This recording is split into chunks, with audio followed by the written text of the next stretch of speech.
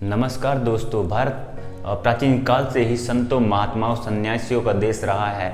आज भी यहाँ पर लाखों की संख्या में सन्यासी और साधु महात्मा पाए जाते हैं। एक ऐसे ही साधु महात्मा संत की आज हम यहाँ पर बात करेंगे, जिनका नाम है हित प्रेमानंद महाराज जी। दोस्तों, प्रेमानंद महाराज जी आजकल जो जीवन है वो वृंदावन में व्यतीत कर रहे हैं और लोगों को जीवन जीने की प्रेरणा देते हैं और समझाते हैं कि किस तरह से हम अपने मन पर काबू पा सकते हैं और एक अच्छा जीवन व्यतीत कर सकते हैं। अनेक प्रकार की कथाएं का वाचन भी ये वहाँ पर करते हैं और अलग अलग तरीके से सभाएं लगाते हैं और लोगों के की जो समस्याएं हैं उनको सुनते हैं और उनका सॉल्यूशन भी लोगों को देते हैं। महर्षि, आप भारतीय क्रिकेट टीम के कप्तान हैं और ये फिल्म इंडस्ट्री में अभिनेत्री हैं, ऐसा आपका परिचय है? तो ये आपसे मिलने आया था, आपका सत्संग सुनते हैं महर्षि। श्री जी का माला इनको और चुनरी सखी को पहना दीजिए।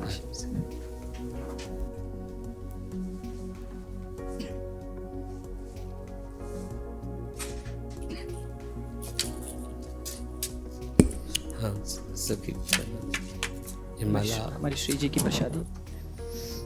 देखो, एक कोई छोटी माला श्री जी की प्रसाद है, इस बच्चे को पहना दो। हाँ, बच्चा है, बड़ा माला ठीक है। प्रतीक जी, जब भी बात राधा रानी की आती है तो राधा वल्लभ संप्रदाय के महान संत स्वामी प्रेमानंद महाराज की बात याद आती है। उनके मुख से निकले हुए शब्द एक मुर्दे को भी जीवित कर देते हैं, ऐसा माना जाता है। तो चलिए इस वीडियो में जानने की कोशिश करते हैं हित प्रेमानंद महाराज जी के बारे में। तो दोस्तों, सबसे पहले हम इनके बचपन की बात करते हैं। इनके बचपन का नाम शंभू पांडे जी था और इनके दादा भी बचपन से ही सन्यासी थे और इनके पिता ने भी बाद में सन्यास जो है वो धारण कर लिया था। इनकी माता जी बहुत ज़्यादा धार्मिक थी, धर्म में बहुत ज़्यादा रुचि रखती थी और उसके बाद अगर हम बात करें तो इनकी माता जी जो है किसी भी प्रकार के संत हो या धर्म गुरु हो, उनकी बहुत सेवा पूजा करती थी। प्रेमानंद जी महाराज बचपन से ही चालीसा का पाठ करते थे और 5वीं क्लास में आते आते वो गीता प्रेस गोरखपुर की सुख सागर को भी पढ़ना उन्होंने शुरू कर दिया था। और उसी टाइम से उनके मन में कुछ सवाल पैदा हो गए थे कि आखिर इस जीवन का मकसद क्या है, हम इस जीवन में हमने जन्म क्यों लिया है।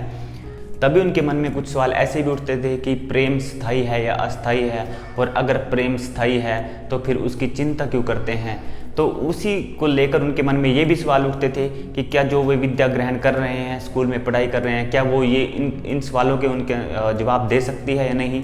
अगर नहीं दे सकती तो उस पढ़ाई का फ़ायदा क्या है। जब उनके मन में सवाल उठ रहे थे तभी उन्होंने श्री राम जय जय राम और हरे कृष्ण गोविंद मुरारी जैसे जाप करने शुरू कर दिए थे। और 9वीं कक्षा में आने के बाद प्रेमानंद जी महाराज ने अपने घर को छोड़ने का भी फैसला लिया। उन्होंने सोचा कि मैं आध्यात्म की शिक्षा की तरफ जाऊंगा और उन्होंने यही बात अपने घर पर भी बताई और बोला कि मैं घर छोड़ना चाहता हूं और सन्यासी भरा जीवन जो है वो जीना चाहता हूं। प्रेमानंद जी महाराज ने 13 वर्ष की उम्र में ही अपना घर भी छोड़ दिया था। उसके बाद उन्होंने सन्यासियों से शिक्षा दीक्षा ग्रहण की और उसके बाद ही उनका नाम आनंद ब्रह्मचारी रखा गया। महाराज जी का अधिकांश जीवन जो है वो गंगा नदी के तट पर ही गुजरा। वो गंगा नदी के तट पर रहना ही पसंद करते थे। महाराज जी ने हर मौसम से अपने आप को ऊपर उठा लिया था, चाहे ठंड हो रही हो या फिर गर्मी, उनको कोई फर्क नहीं पड़ता था। वो अपने तन पर बहुत ही कम कपड़े पहनते थे और भिक्षा में जो भी मिलता था वो खा लेते थे। चाहे सर्दी में कितनी भी सर्दी हो, कितनी भी ठंड हो, फिर भी गंगा में हर रोज़ लगभग 3 डुबकी तो लगाते ही लगाते थे। महाराज जी कई दिनों तक भूखे प्यासे रह लेते थे। उनको खाने को कुछ भी नहीं मिलता था भिक्षा में से अलग, तब भी वो ऐसे ही रह लेते थे और हर वक्त भगवान का स्मरण करते रहते थे। कहते हैं संन्यास मार्ग में ही प्रेमानंद जी महाराज को सदाशिव के दर्शन हुए थे। उन्होंने ही उनको आज्ञा दी थी कि वो वृंदावन में जाएं। इसके मूल में आओ। किसी वृक्ष को काटना है जड़ से तो पहले उसकी जड़ खोदनी चाहिए। बुद्धिमान आदमी पहले डाल नहीं काटता, जड़ से उखाड़ दो, ये ऊपर तक सूख जाएगा, नष्ट हो जाएगा। किसी वृक्ष को नष्ट करना तो उसकी क्रोध का मूल जानते हो क्या है? काम।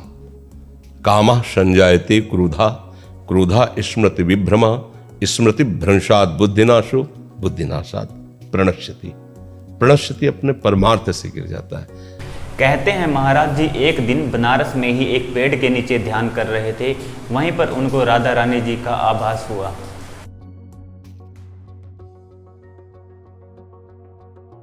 इसका इतना प्रभाव पड़ा महाराज जी के ऊपर कि वो भक्ति सन्यासी मार्ग को छोड़कर भक्ति मार्ग पर आ गए थे।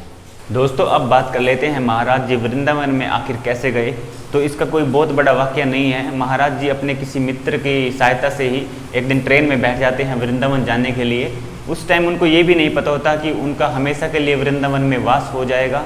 और शुरुआत में वृंदावन में जाने के बाद वो पूरे दिन वृंदावन की परिक्रमा करते रहते थे और बांके बिहारी जी के दर्शन करते रहते थे।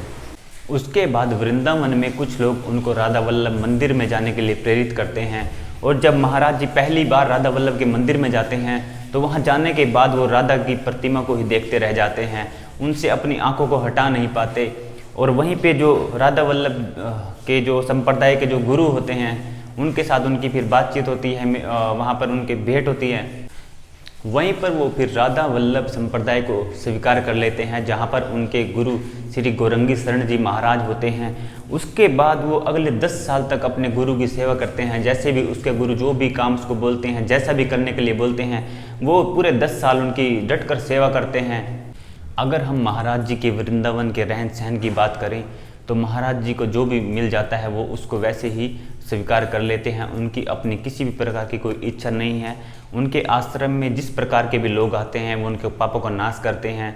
वैसे भी महाराज जी के मुख से जितने भी शब्द निकलते हैं वो दूसरों को दुखों का निवारण करने के लिए निकलते हैं। आज भी वहाँ पर बहुत सारी भीड़ आती है। बहुत लोग भारत में भी और भारत से बाहर भी फॉलो करते हैं महाराज जी को। महाराज जी की किडनियों में बचपन से ही प्रॉब्लम थी। वो बचपन से पूरी तरह सही नहीं थी, लेकिन उनको 35 साल की उम्र तक तो इसका आभास भी नहीं हुआ। जब 35 साल की उम्र में उनको थोड़ी पीड़ा होने लगी तो उन्होंने टेस्ट करवाया तो पता चला कि उनकी दोनों किडनियाँ वो फेल होने वाली हैं। लेकिन उन्होंने इसका कोई भी ट्रांसप्लांट नहीं किया, कोई भी इलाज नहीं करवाया। उन्होंने समझा कि मेरी जितने भी अभी आगे उम्र बची है वो भगवान के चरणों में ही है, मुझे कुछ भी इसका इलाज नहीं करवाना है।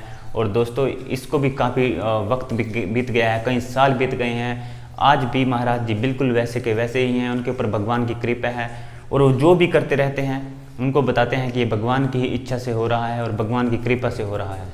हित प्रेमानंद जी महाराज महान संतों में से एक संत हैं। उन्होंने बहुत सारे लोगों की ज़िंदगी को बदला है और आज भी बदल रहे हैं और भविष्य में भी बदलते रहेंगे। अगर आपने उनके बारे में नहीं सुना है, उनके प्रवचन नहीं सुने हैं तो आप ज़रूर सुनिएगा। उनका साधना पथ के नाम से यूट्यूब पर चैनल भी है, आप उनके प्रवचन सुन सकते हो। और वो मेरे हिसाब से भी ऐसा लगता है कि एक अच्छे संतों में से एक हैं। और इस वीडियो को हम यहीं पे ख़त्म करते हैं। अगर आपको कुछ और जानना हो या आपका कोई भी सवाल हो तो आप हमें कमेंट सेक्शन में ज़रूर लिखें। और इस वीडियो को देखने के लिए आपका बहुत बहुत धन्यवाद।